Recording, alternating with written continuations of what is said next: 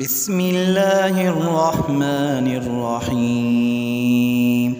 الحمد لله الذي أنزل على عبده الكتاب ولم يجعل له عوجا قيما لينذر بأسا شديدا من لدنه ويبشر المؤمنين الذين يعملون الصالحات أن لهم أجرا حسنا ماكثين فيه أبدا وينذر الذين قالوا اتخذ الله ولدا ما لهم به من علم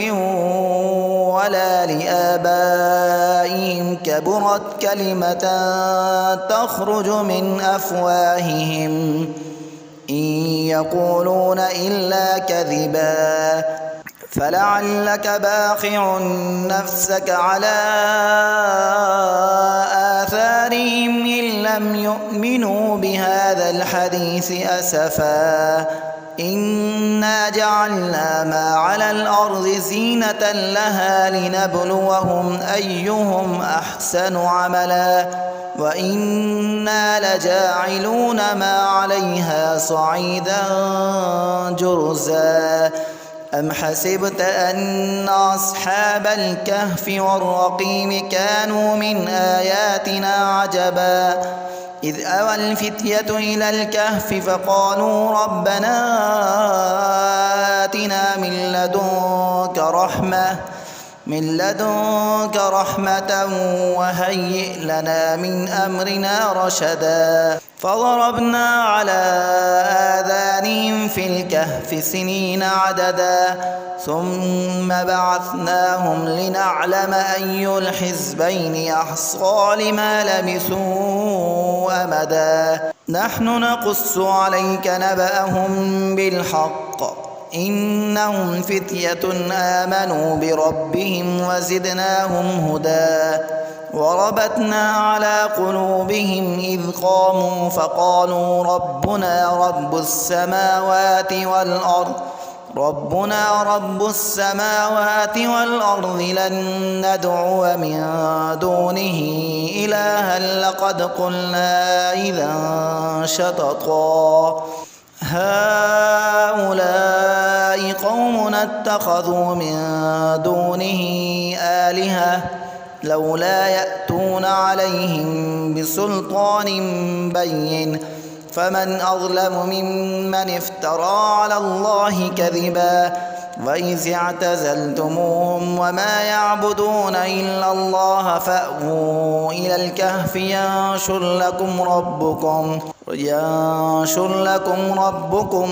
من رحمته ويهيئ لكم من أمركم مرفقا وترى الشمس إذا طلعت تزاور عن كهفهم ذات اليمين وإذا غربت تقرضهم ذات الشمال وهم في فجوة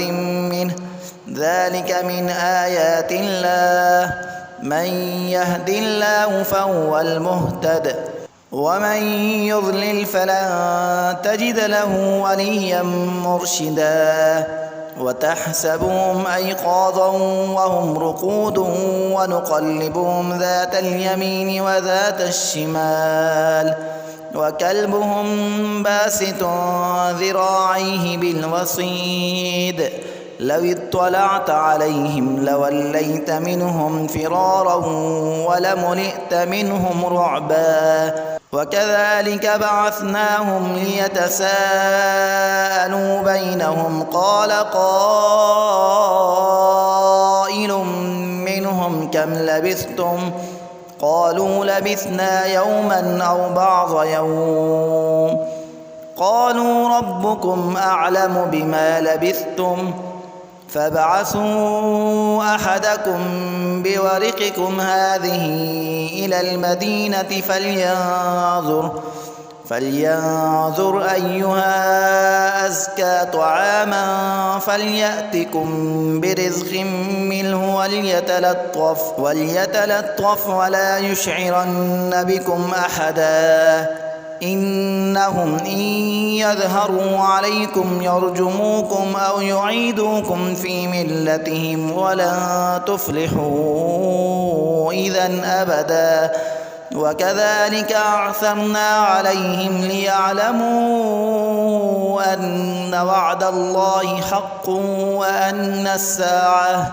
وأن الساعة لا ريب فيها إذ يتنازعون بينهم أمرهم فقالوا ابنوا عليهم بنيانا ربهم أعلم بهم قال الذين غلبوا على أمرهم لنتخذن عليهم مسجدا سيقولون ثلاثة رابعهم كلبهم ويقولون خمسة سادسهم كلبهم رجما بالغيب ويقولون سبعة وثامنهم كلبهم قل ربي أعلم بعدتهم ما يعلمهم إلا قليل فلا تمار فيهم إلا مراء ظاهرا ولا تستفت فيهم منهم أحدا ولا تقولن لشيء إني فاعل ذلك غدا إلا أن يشاء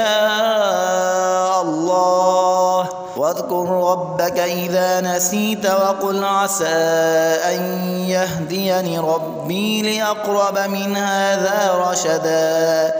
ولبثوا في كهفهم 300 سنين وازدادوا 9 قل الله أعلم بما لبثوا له غيب السماوات والأرض أبصر به وأسمع ما لهم من دونه من ولي ولا يشرك في حكمه أحدا واتل ما أوحي إليك من كتاب ربك لا مبدل لكلماته ولن تجد من دونه ملتحدا واصبر نفسك مع الذين يدعون ربهم بالغداة والعشي يريدون وجهه ولا تعد عيناك عنهم تريد زينة الحياة الدنيا ولا تطع من أغفلنا قلبه عن ذكرنا واتبع هواه وكان أمره فرطا وقل الحق من ربكم فمن شاء فليؤمن ومن شاء فليكفر إنا أعتدنا للظالمين نارا أحاط بهم سرادقها وإن يستغيثوا يغاثوا بماء كالمهل يشوي الوجوه بئس الشراب وساءت مرتفقا إن الذين آمنوا وعملوا الصالحات إنا لا نضيع أجر من أحسن عملا أولئك لهم جنات عدن تجري من تحتهم الأنهار يحلون فيها من أساور من ذهب ويلبسون ثيابا خضرا من سندس واستبرق متكئين فيها على الأرائك نعم الثواب وحسنت مرتفقا واضرب لهم مثل الرجلين جعلنا لأحدهما جنتين من أعناب وحففناهما بنخل وجعلنا بينهما زرعا كلتا الجنتين آتت أكلها ولم تظلم منه شيئا وفجرنا خلالهما نهرا وكان له ثمر فقال لصاحبه وهو يحاوره أنا أكثر منك مالا وأعز نفرا ودخل جنته وهو ظالم لنفسه قال ما أظن أن تبيد هذه أبدا وما أظن الساعة قائمة ولئن رددت إلى ربي لأجدن خيرا منها منقلبا قال له صاحبه وهو يحاوره أكفرت بالذي خلقك من تراب ثم من نطفة ثم سواك رجلا لكن هو الله ربي ولا أشرك بربي أحدا ولولا إذ دخلت جنتك قلت ما شاء الله لا قوة إلا بالله إن ترني أنا أقل منك مالا وولدا فعسى ربي أن يؤتيني خيرا من جنتك ويرسل عليها حسبانا من السماء فتصبح صعيدا زلقا أو يصبح ماؤها غورا فلن تستطيع له طلبا وأحيط بثمره فأصبح يقلب كفيه على ما أنفق فيها وهي خاوية على عروشها ويقول يا ليتني لم أشرك بربي أحدا ولم تكن له فئة ينصرونه من دون الله وما كان منتصرا هنالك الولاية لله الحق هو خير ثوابا وخير عقبا واضرب لهم مثل الحياة الدنيا كماء إن أنزلناه من السماء فاختلط به نبات الأرض فأصبح هشيما تذروه الرياح وكان الله على كل شيء مقتدرا المال والبنون زينة الحياة الدنيا والباقيات الصالحات خير عند ربك ثوابا وخير أملا ويوم نسير الجبال وترى الأرض بارزة وحشرناهم فلم نغادر منهم أحدا وعرضوا على ربك صفا لقد جئتمونا كما خلقناكم أول مرة بل زعمتم أن لن نجعل لكم موعدا ووضع الكتاب فترى المجرمين مشفقين مما فيه ويقولون يا ويلتنا ما لهذا الكتاب لا يغادر صغيرة ولا كبيرة إلا أحصاها ووجدوا ما عملوا حاضرا ولا يظلم ربك أحدا وإذ قلنا للملائكة اسجدوا لآدم فسجدوا إلا إبليس كان من الجن ففسق عن أمر ربه أفتتخذونه وذريته أولياء من دوني وهم لكم عدو بئس للظالمين بدلا ما أشهدتهم خلق السماوات والأرض ولا خلق أنفسهم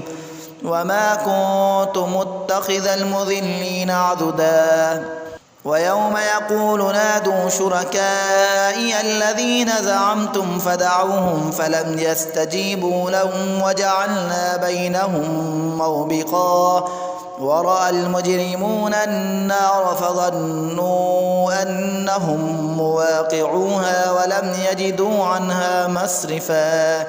ولقد صرفنا في هذا القرآن للناس من كل مثل وكان الإنسان أكثر شيء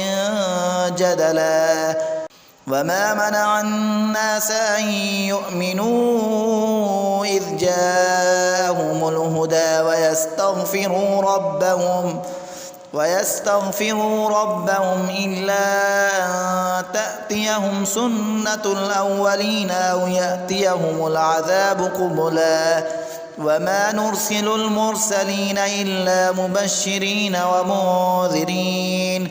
ويجادل الذين كفروا بالباطل ليدحضوا به الحق واتخذوا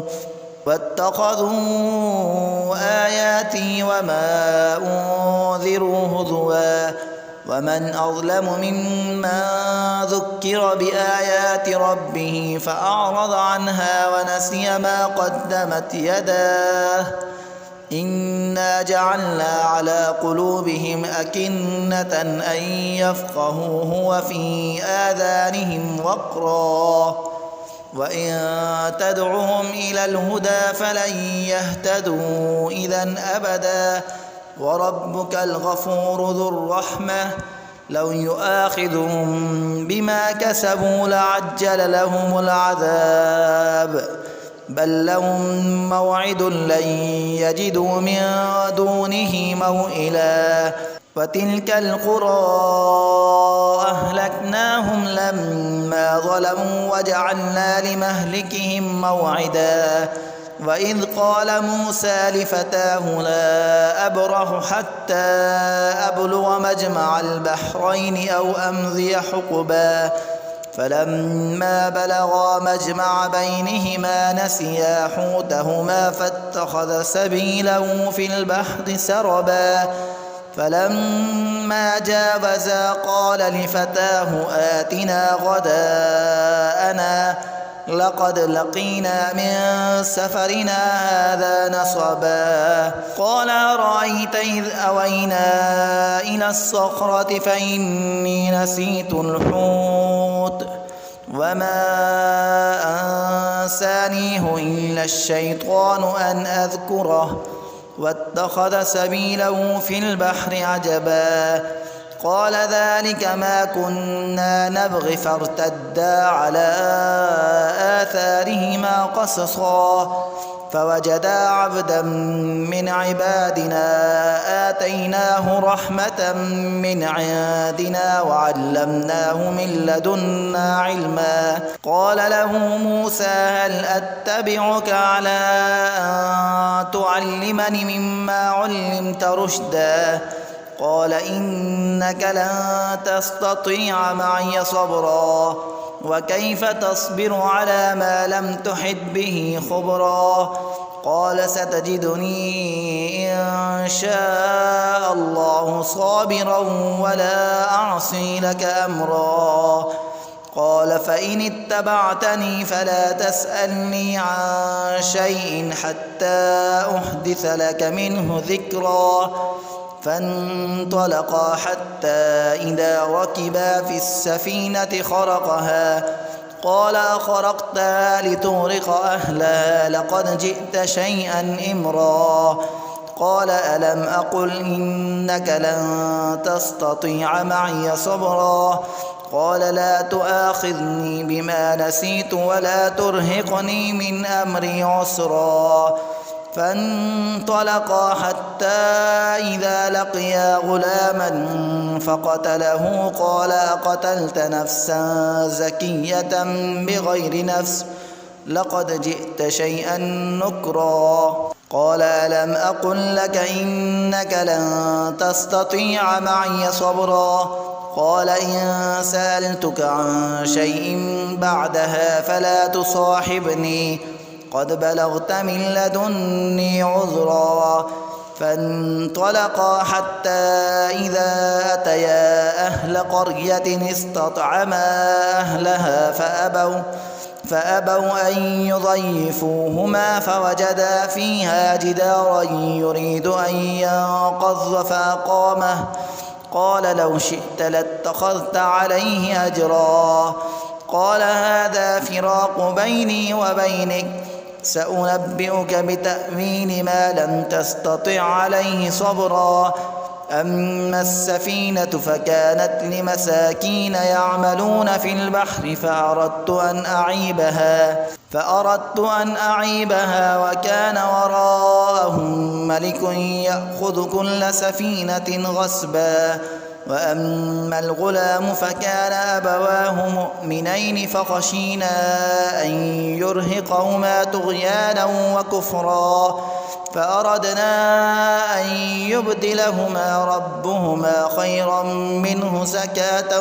وأقرب رحما. وأما الجدار فكان لغلامين يتيمين في المدينة وكان تحته كنز لهما وكان أبوهما صالحا فأراد ربك أن يبلغا أشدهما ويستخرجا كنزهما رحمة من ربك وما فعلته عن أمري ذلك تأويل ما لم تسطع عليه صبرا. ويسألونك عن ذي القرنين قل سأتلو عليكم منه ذكرا. إنا مكنا له في الأرض وآتيناه من كل شيء سببا فأتبع سببا حتى إذا بلغ مغرب الشمس وجدها تغرب في عين حمئة ووجد عندها قوما قلنا يا ذا القرنين إما أن تعذب وإما أن تتخذ فيهم حسنا قال أما من ظلم فسوف نعذبه ثم يرد إلى ربه فيعذبه عذابا نكرا. وأما من آمن وعمل صالحا فله جزاء الحسنى وسنقول له من أمرنا يسرا. ثم أتبع سببا حتى إذا بلغ مطلع الشمس وجدها تطلع على قوم لم نجعل لهم من دونها سترا كذلك وقد أحطنا بما لديه خبرا. ثم أتبع سببا حتى